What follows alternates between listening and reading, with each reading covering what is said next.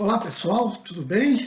Bom, eu estou de volta, ao meu canal depois de alguns meses que eu não tenho produzido nenhum vídeo e estou fazendo isso no calor de um debate que nós tivemos, promovido, pelo site Porque o Estado Importa, que é organizado por um grupo de professores, coordenado pelo professor Tadeu, do IESA, pela professora Tatiana, da UEG, e fruto também de um trabalho de extensão da Universidade Federal de Goiás. Nós tivemos essa discussão, junto com o professor Camilo, também do IESA, professor Vinícius, da Universidade Estadual do Mato Grosso, e nós procuramos exatamente fazer uma discussão que fosse no sentido oposto daquilo que tradicionalmente a grande mídia tem mostrado. Tivemos um cuidado, e isso é muito difícil, de procurar entender um conflito em toda a sua essência, sem que isso represente ou signifique, evidentemente, uma defesa da invasão de um território em um país livre, soberano. E no início do debate eu fiz questão exatamente de ressaltar isso, e isso foi unânime entre todos os colegas, que é inadmissível, inaceitável a invasão de um Estado soberano, pelo princípio da autodeterminação dos povos, algo que eu, ao longo de todo o meu histórico, não só de professor, doutor na universidade, na área da geopolítica, mas também em toda a minha militância política. Eu sempre fiz a defesa da autodeterminação, da autonomia dos povos, e da necessidade de combater qualquer tipo de agressão a um país soberano. E assim foi a minha postura, ao longo de todos esses anos e décadas de invasão dos Estados Unidos e de alguns países europeus, sobre países mais fracos, para destituir, para retirar governantes cujos governos eram opostos àquela linha hegemônica determinada pelos Estados Unidos e por seus aliados. Assim foi na guerra do Afeganistão, do Iraque, na invasão da Líbia, da Síria, nas ações sobre a Somália, e contra muitos outros países, que em décadas têm sido alvo de ataques das coalizões lideradas pelos Estados Unidos. Mas, infelizmente, nós estamos vivendo exatamente uma situação bastante diferente. Agora, o agressor, o invasor, é a Rússia. O que nós procuramos fazer, e o que eu quero aqui exatamente complementar algumas questões, é não defender a invasão da Rússia, não nos colocarmos ao lado da Rússia. Claro, é muito difícil, nessa circunstância, nós tentarmos seguir por um caminho que é uma linha tênue dentro dessa questão. Porque quando nós vamos analisar as razões que levaram a Rússia a invadir a Ucrânia, ao longo dessas análises nós vamos exatamente dando sinalizações que o Ocidente, leia-se OTAN e principalmente os Estados Unidos, desejavam essa ação da Rússia. E naturalmente nós vamos terminando nos posicionando em um lado, o que não significa, muito embora seja uma análise, não significa a defesa da invasão de um território de um país sobre o outro. Não se trata, obviamente, disso. Mas de desmistificar tudo que está por trás, da maneira como essa guerra tem sido mostrada. Em primeiro lugar, ela não começa agora. A guerra na Ucrânia, ela se desenrola desde 2014, quando um governo legítimo eleito soberanamente, foi destituído por um golpe de Estado. A multidão foi para a rua, havia uma insatisfação muito grande, é verdade, mas foi uma insatisfação fomentada, como nós tivemos aqui no Brasil também, multidões na rua fomentada, né, essa multidão ou essas multidões, por interesses políticos que visavam exatamente destituir governos. Aqui no Brasil, e no caso específico que nós estamos tratando lá na Ucrânia. Né? Houve ocupação na Praça Central, chamada Praça da Liberdade, lá na Ucrânia, né? E o movimento ficou conhecido como Euromaidan. Esse tipo de movimento, ele tem acontecido ao longo das 2 décadas desse século. Né? Na verdade, desde o final do século passado, né? Com as chamadas Revoluções Coloridas, que aconteceram naqueles países que faziam parte do bloco soviético, ou das antigas repúblicas da União Soviética, né? Ou de países satélites, né? Aliados ali à União Soviética, ali no leste europeu, na parte euroasiática. Né? Então, essas revoluções coloridas, elas foram fomentadas, evidentemente, claro, a partir de insatisfações internas, acontecem as ações de agentes infiltrados que fomentam essas insatisfações e dão apoio a grupos oposicionistas, né? Financiando de diversas maneiras, tanto na organização dessas ações, dessas manifestações, como também, quando há um confronto mais sério, bancando recursos para que esses grupos possam se armar. Então isso começou com as Revoluções Coloridas, né? E ao longo também da primeira década, aí, no final da primeira década do século XXI, das chamadas Primaveras Árabes. Né? É o que passou a ser conhecido como as guerras híbridas, né? Uma mudança de estratégia dos Estados Unidos e de seus aliados para desestabilizar governos que não se alinhassem, né, nos seus objetivos políticos, né, hegemônicos. Em 2014, isso aconteceu na Ucrânia. Já tinha acontecido 10 anos antes. Né? Mas, por ações políticas da Rússia, os governos que se instalaram a partir daquele momento, eles terminaram se alinhando com a Rússia. Né? Em seguida, um governo eleito, né, terminou buscando, se aproximando da União Europeia e também flertando com a possibilidade de a Ucrânia ingressar na OTAN. Eu já escrevi alguns artigos no meu blog, né, que demonstram isso, e ali eu apresento alguns mapas, né, e já compartilhei diversas vezes, né, e peço que vocês acessem o blog Gramática do Mundo e ali leiam exatamente um desses artigos que eu coloco, né, o coração do mundo prestes a se incendiar mais uma vez. Né?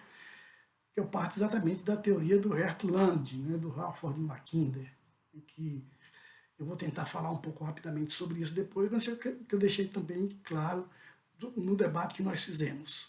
Né?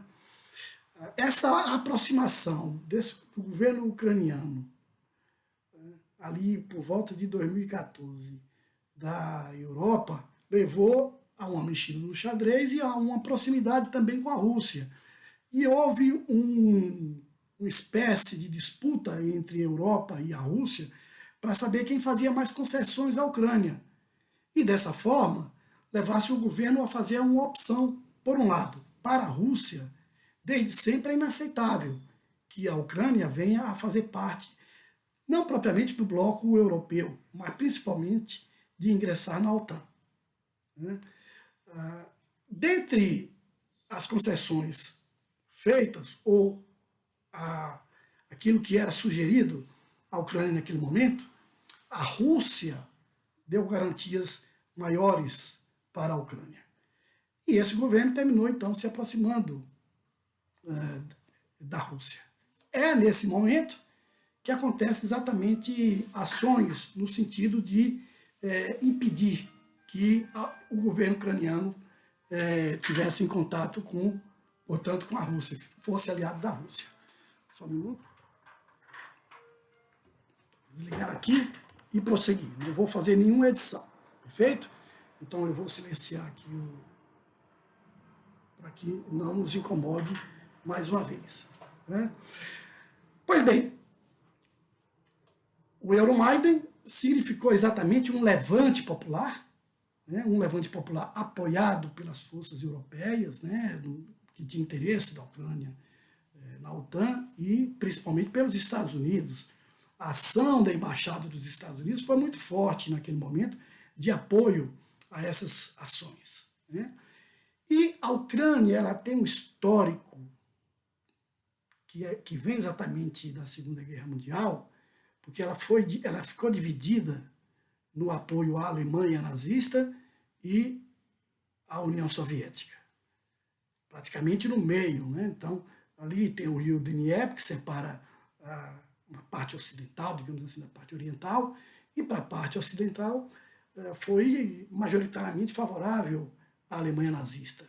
E na parte do leste, né, onde está exatamente essa região do Donbass, favorável à União Soviética. Então houve exatamente uma divisão, né, cidades ali que foram muito importantes nesse processo, né, e esse histórico de divisão da Ucrânia, ele permanece até os dias atuais. E o pós-2014 fez exatamente explodir essa diferença. Né? Dentre os grupos que estavam presentes e com muita força e de forma organizada no Euromaidan, se destacava grupos neonazistas, de forma organizada e muito violentos. Eles não aceitavam nenhum acordo. Houve tentativas de acordo pelo governo, seguindo, portanto, o que estabelecia a pauta de reivindicação dos manifestantes, mas enquanto esses acordos estavam sendo tratados, discutidos, os grupos neonazistas eles passaram a agir com violência, provocando exatamente as forças de repressão, e aí na praça houve um momento em que isso se tornou insustentável. Dali em diante, o que aconteceu foi batalha campal. Né? Essas forças muito organizadas, elas se impuseram com força sobre a polícia. Né? O resultado ele foi desastroso, né? Muitas vítimas, né? E aí a pressão sobre o governo ucraniano foi muito forte. Né? E o presidente da Ucrânia terminou fugindo para a Rússia, pedindo exatamente asilo. No momento que ele tinha saído do Palácio do Governo, esse Palácio do Governo foi, inclusive, invadido por esses setores, principalmente esse setor de direita. Era assim exatamente que eles se chamavam. Né? E que depois se organizaram num grupo paramilitar chamado Batalhão de Azov, né? E que eles depois se incorporam às forças armadas ucranianas. Do lado do leste, na região do Donbass, a reação foi diferente, e também em Odessa. Nesses lugares houve reação contra o Euromaidan. Em Odessa, isso foi sufocado com muita violência. Grupos se deslocaram para ali, no momento, inclusive, da final de um campeonato de futebol ucraniano, né? E esses grupos neonazistas, eles marcaram de se encontrar em Odessa naquele momento, e ali o que aconteceu também foi uma verdadeira chacina, né? Na casa do sindicato, onde esses grupos que protestavam, né, contra esse resultado, né, do Euromaidan, eles foram encurralados e queimados, muitos queimados vivos, né? Foram dezenas de mortes e centenas de feridos. Né? Uma tragédia ali em que a polícia não reagiu. Né? E esses grupos neonazistas atacaram de forma implacável. Né? Mas Odessa não seguiu na mesma direção, né, que a região do Donbass, né, Donetsk e Luhansk. Ali a reação foi mais forte e grupos pegaram em armas para se oporem àquela linha determinada a partir do resultado de Euromaidan, né, considerando exatamente o fato de que essa é uma região majoritariamente de origem russa, né? A população, boa parte, fala o russo. Esses acontecimentos, eles vêm desde 2014. Aquela região está em guerra civil desde 2014. E não tem sido mostrado pela mídia o que tem acontecido ali, porque a reação do governo ucraniano foi implacável e que levou exatamente esse batalhão de Azov para ser um dos principais grupos a combater os insurgentes, né? E a destruição dessas cidades, elas têm sido muito fortes, né? E os ataques são indiscriminados contra a população civil. Repito, né? Durante todos esses anos, isso não tem sido mostrado pela mídia ocidental, né? Cresceu também na Ucrânia um sentimento anti-Rússia, anti-russos, a ponto inclusive de ser proibido o ensino da língua russa, né? Como se sabe, boa parte da população ucraniana fala o russo, né? E esses grupos neonazistas fomentaram a russofobia. Então isso estava acontecendo durante todo esse tempo.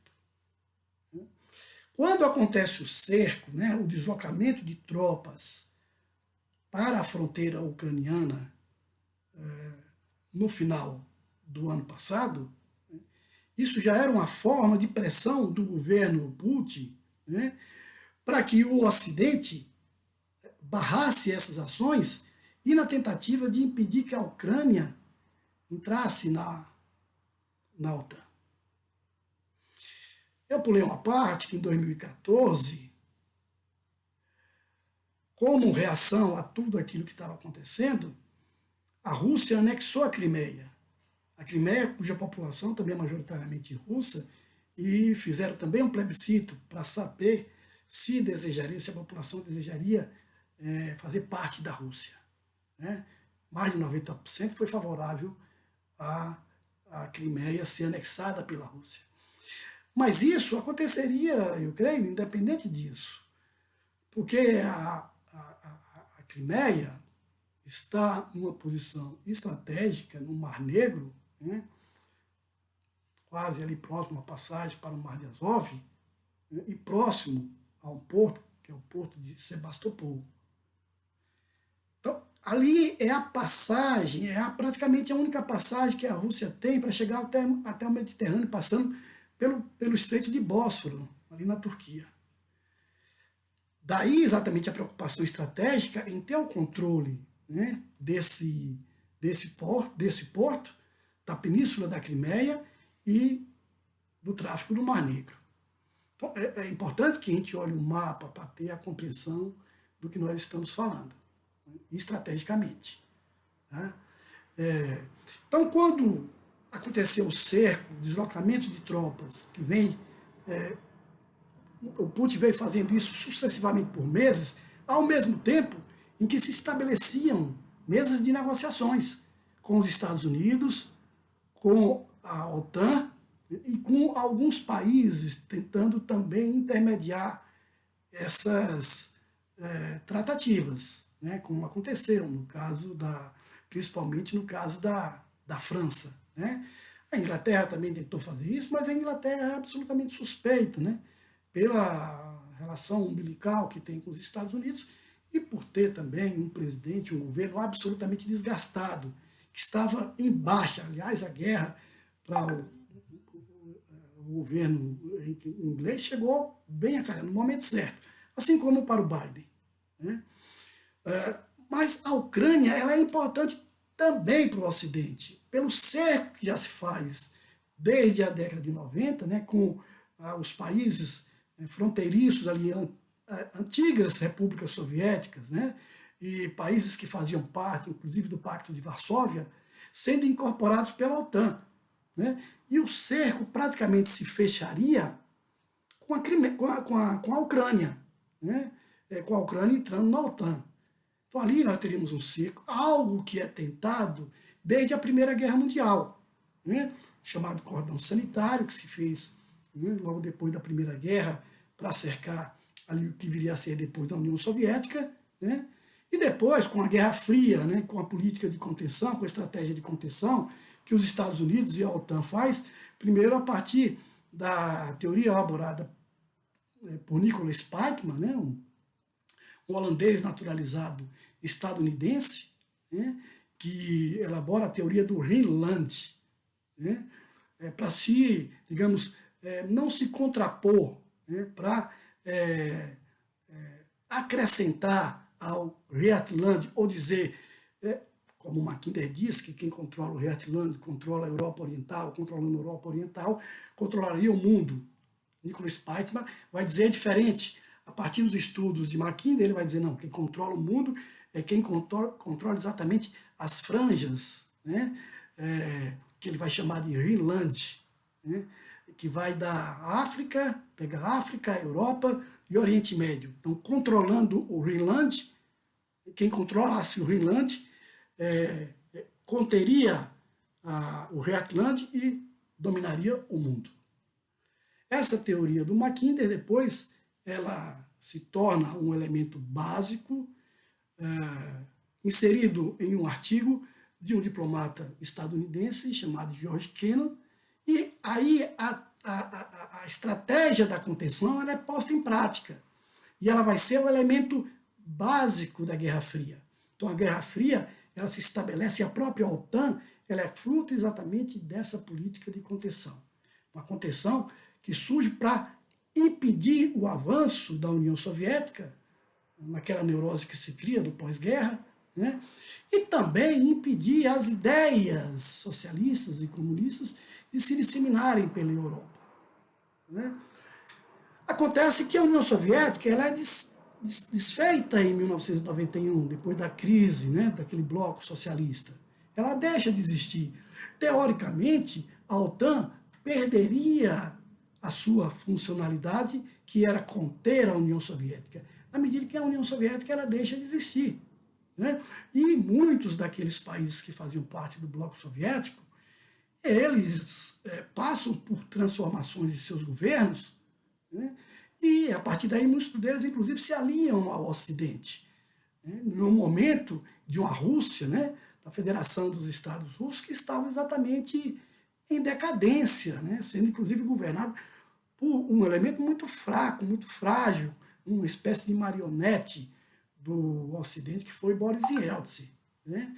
Então esse momento de muito desgaste da Rússia possibilitou esse avanço da Europa, né, da União Europeia, né, não era ainda a União Europeia, né, mas a influência de muitos desses países, seguindo-se ali a política dos Estados Unidos, que trazem para o lado ocidental muitos daqueles governos, né, que assumiram esses países que saem dessa crise ali do socialismo e passam a aderir à economia de mercado capitalista.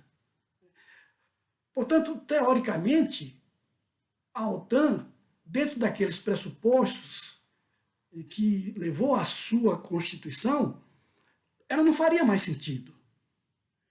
Ela faz sentido na medida em que há um interesse estratégico da hegemonia dos Estados Unidos de manter permanentemente, de criar fantasmas e de criar vilões, né, para justificar a atitude belicista de expandir o seu poderio bélico ao redor do mundo, com instalação de bases militares da OTAN e bases militares estadunidenses em pontos estratégicos, sejam canais, estreitos e lugares onde estrategicamente é importante ter o controle para a economia dos Estados Unidos e também para o seu controle militar.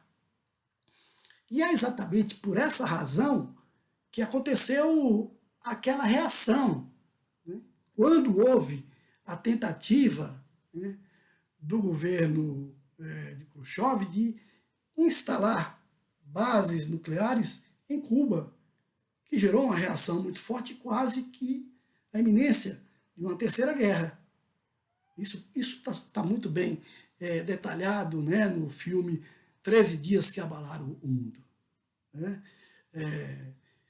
Evidentemente pela posição de Cuba, não só por Cuba ser socialista, mas pela localização estratégica de Cuba ali no Golfo do México e a proximidade com os Estados Unidos. Né? Portanto, é a mesma lógica que faz com que Putin não aceite o cerco e muito menos o controle da Ucrânia pela OTAN. Porque a Rússia ficaria exatamente sufocada, né, em suas ações. Em qualquer momento, isso se poderia voltar fatalmente contra ela, e eu não tenho dúvida que o objetivo do Ocidente é que a Rússia caia e se fragmente da mesma maneira que a Iugoslávia. Então, nós veríamos o quê? A balcanização da Rússia. O que é uma ação arriscada, porque nós estamos falando de uma das maiores potências nucleares, em termos de quantitativo, inclusive, de armas nucleares, é a primeira. Então, o poderio russo é muito grande. Né? Então, um descontrole, vejamos o que aconteceu na Síria, em termos de desestabilização pela ação de diversos grupos armados, que fortaleceu também o Estado Islâmico. Né? Imagine se armas nucleares tivessem caído na mão desses grupos. É o que aconteceria com a balcanização da Rússia. Portanto, é uma ação estúpida, muito perigosa, tentar exatamente você fragmentar o território de um país cuja disputa que está sendo travada não é ideológica, como aconteceu na Guerra Fria. Nós não temos ali um bloco comunista lutando contra o bloco capitalista, porque a Rússia, desde 1991, ela integra o sistema capitalista. A Rússia não é um país comunista e muito menos governado por um país comunista, muito ao contrário. Né?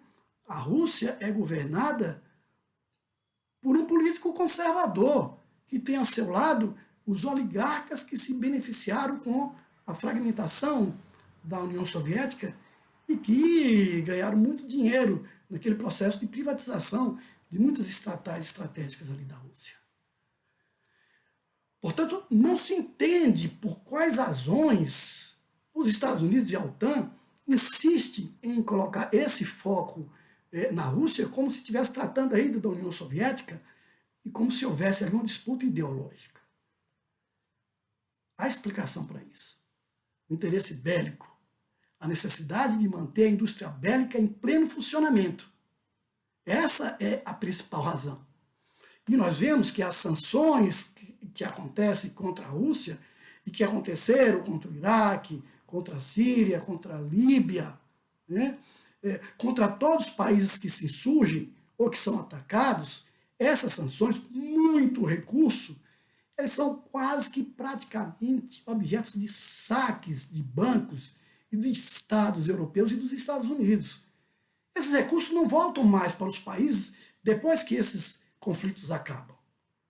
Então, é a maneira como o sistema se retroalimenta em um momento de crise. Tanto pela guerra, quanto pelas sanções que são estabelecidas e pelos saques volumosos de bilhões de dólares. Na medida, inclusive, em que o dólar é a moeda referência de toda essa estrutura econômica que cerca aí o mundo capitalista. Algo que está sendo tentado sair por meio de ações que começou com os BRICS, né? A mudança de governo no Brasil enfraqueceu isso, mas há a tentativa da China, da Rússia, da Índia, né, de estabelecerem canais de negociações que não passe pelo dólar como moeda de referência. O resultado dessa guerra, ela pode ou fortalecer esse sistema decrépito, né, criminoso, bélico, né, e assaltante, que é a maneira como funciona o sistema capitalista via Estados Unidos e União Europeia, e um novo sistema que venha a partir da integração euroasiática, né? Envolvendo Rússia, Turquia, Índia, China, Paquistão e diversos outros países, inclusive países africanos. Então nós estamos num momento exatamente que o resultado dessa guerra ela vai definir o caminho que o mundo vai seguir. Provavelmente, qualquer que sejam as circunstâncias e qualquer que seja o resultado, visto que inclusive nós estamos em um momento de transição, né, dessa situação, que é uma situação de crise no mundo capitalista, que já se estende por mais de 10 anos, né, nós estamos em um momento de transição e não sabemos qual a direção que o mundo vai seguir. Mas seja qual for a direção, o mundo passará por momentos trágicos de intensa recessão e, quem sabe, até de uma forte depressão econômica. Porque as medidas econômicas que estão sendo tomadas e o próprio resultado da guerra, ela incidirá, implicará na economia mundial. Terá consequências muito fortes, principalmente sobre a maioria dos países, aqueles cuja economia são dependentes de toda essa estrutura centrada no padrão dólar, centrada na força dos Estados Unidos e de alguns países da União Europeia. Então era isso, terminou ficando muito extenso. Eu quis exatamente complementar muitas daquelas questões do debate que nós fizemos. Espero ter detalhado isso, não sei quantos chegaram até o fim dessa conversa, né? Quis aqui fazer uma conversa, não anotei nada, né? Saí do debate e fiz exatamente essa gravação para poder completar de alguma forma essas informações da maneira como elas vêm fragmentadas, manipuladas e que iludem, criam uma opinião pública, né, favorável exatamente aos interesses ocidentais, aos interesses dos Estados Unidos, da OTAN, da União Europeia. Né? Criminaliza todos aqueles que de alguma maneira não se enquadra dentro da lógica do hegemonismo desse bloco ocidental. Né? O que não significa, repito, para acabar, que nós concordemos com a invasão da Ucrânia. Eu fiz um relato para que se entenda as razões da guerra, o que levou a Rússia a invadir a Ucrânia e por que razão a OTAN e os Estados Unidos não aceitaram os pontos no acordo apresentados antes da invasão pelo Putin. Né? Porque, claro, qual era o objetivo que estava por trás de tudo isso. E eu imagino que era interesse dos Estados Unidos e da OTAN que a Rússia cruzasse a linha, né, demarcatória da política, né, e invadisse a Ucrânia e entrasse exatamente de guerra, chegando a um ponto de não retorno, né, que dificultasse, claro, qualquer tentativa de dissolução do conflito e jogasse para, digamos, todo esse quadro, né, de manipulação, de desinformação, que possibilitasse, portanto, aos Estados Unidos e à OTAN dar o golpe fatal e, dessa forma, inserir a Ucrânia na OTAN. Isso vai ser difícil, como vai ser difícil também o controle da Ucrânia pela Rússia. Né? Algo que é imprevisível. Né? É isso, meus caros. Um abraço a todos e a todas que chegaram aqui até o final. A situação é muito complexa, né? E ainda veremos muitas cenas impactantes, né? Que nos deixam tensos, preocupados, né? E quem tem empatia, evidentemente, sente também as dificuldades que a população daquela região sofre com a guerra. A guerra é algo de cruel, de terrível, e nós não desejamos, evidentemente, que isso se prolongue. Não desejamos que comece, e começando, esperamos que acabe o mais rápido possível. Um abraço a todos e a todas, e eu espero voltar o mais rápido possível em uma outra situação, em uma outra circunstância.